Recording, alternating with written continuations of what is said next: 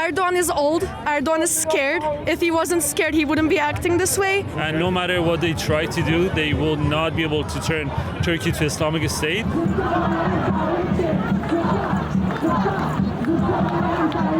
Erdogan is powerful, but we are more powerful than Erdogan. There is no claim that they prove, even we don't know why he is arrested. Feels like survivor's guilt to be here, really. David Menzies for Rebel News here at Nathan Phillips Square in downtown Toronto, and I'm covering a protest mainly of Turkish Canadians who are very upset about an act of, tyranny that occurred in Turkey a few days ago. Namely, Turkish President Tayyip Erdogan had his main political rival arrested. That would be the mayor of Istanbul, Ekrem İmamoğlu. The arrest came hours before the mayor was to be nominated as the presidential candidate for the main opposition for Erdogan, and that would be the Republican People's Party. Now, here's the thing. The mayor was arrested and charged with, quote, establishing and managing a criminal organization, taking bribes, extortion, unlawfully recording personal data, and rigging a tender, end quote. The supporters of the mayor say these are trumped up charges. They don't have any merit whatsoever. It's kind of like the Liberal Party of Canada, what they did to Ruby Dalla, right? When they got rid of her in terms of her running for the party leadership earlier this month. And really, if that is indeed the case, if the mayor of Istanbul was arrested on false charges, that is equal parts egregious, outrageous, and a direct attack on democracy. Let's hear from the people here today what they have to say about this situation back in the homeland.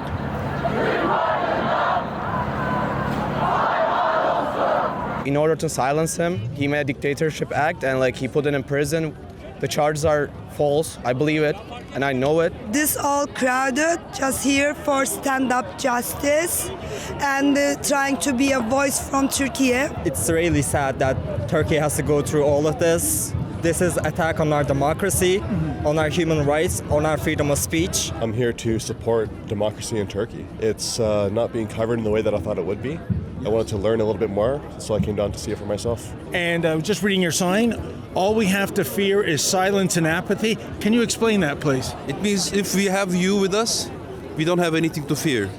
Because all we have to fear is silence of the others and apathy of everyone else. Iran will be a secular state soon, so Turkey will not become Islamic State. Is there any hope he'll get a fair trial, or are the courts corrupted as well?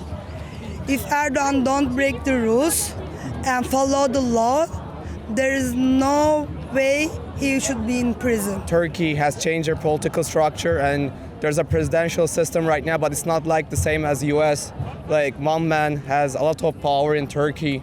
That's the main problem. We still trust justice in Turkey. We have a legit legislation. It just needs to be followed. The problem is that the court doesn't follow our legislation. It's not that we don't have the right legislation. It's because the people are corrupt, not our legislation. Nobody can reach the information as well. So this is not democracy, If someone is going to be arrested for a cause, it has to be declared, right? Erdogan just playing inside to the people because he cut the internet, he cut the press, he is managing all the television, so there is no freedom. They arrested a couple of university students in Turkey because they were protesting, and there was police violation and everything. So it's a very unfortunate situation. But I believe more than 300 people have been arrested so far. Yes, and journalists, of course. Yes. Since 2002, more than 800 journalists put in the prison. What can be done to, revert Turkey back to a freer, more open society? I don't think that it's going to happen anytime soon, but I think that earlier election needs to happen. That's why we are here to urge all the Canadian politicians, as a Turkish Canadian, to pay attention, because this is not just a domestic issue, it's an international issue for the countries who are managing for democracy. How is Turkey in 2025 different from Turkey before Erdogan came to power? Since he elected, the main purpose is with the democracy.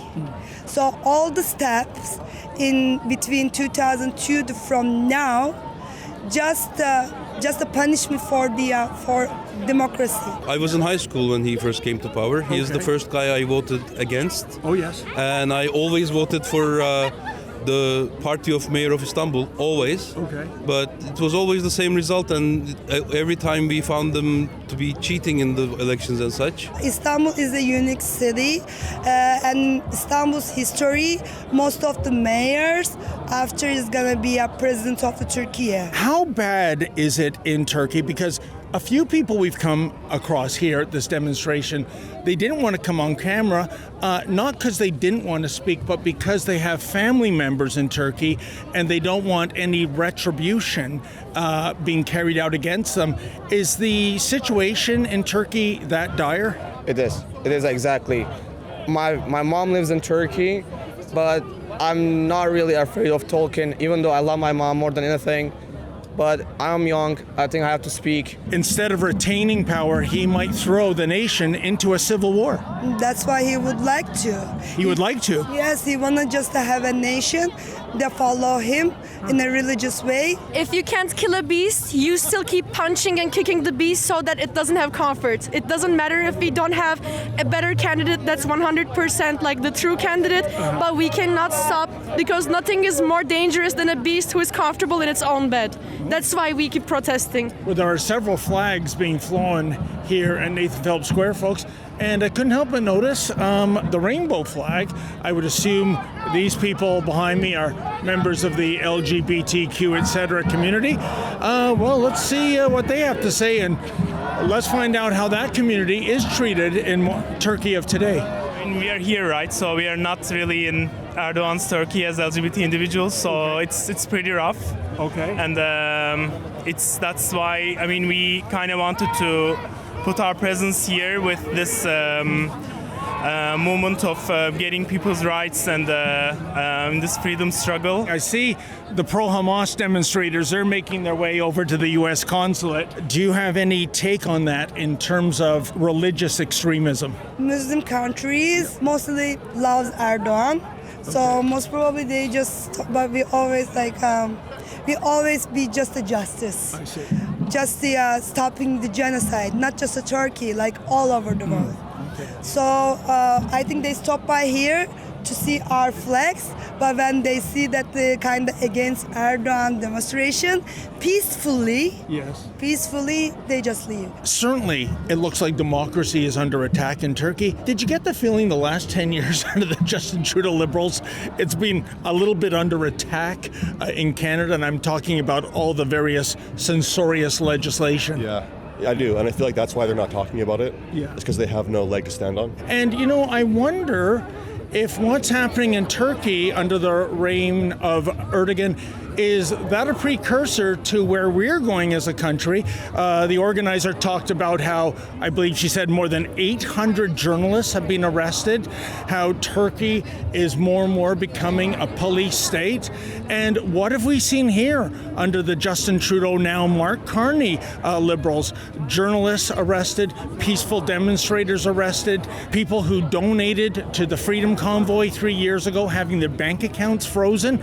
I guess the bottom line is we're not where Turkey is right now in Canada, but I don't think we have any reason to feel smug.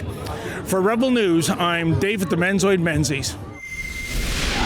Hey folks, I know you love it when Rebel News brings you the other side of the story, but the fact is we need your help. Unlike the Mark Carney Liberals, we don't receive a nickel's worth of funding from the government. That's all the bailiwick of the mainstream media trained seals. But here's where you come in. Can you go to rebelfieldreports.com, rebelfieldreports.com, and if you're able to, kindly make a donation so that we can pay our expenses.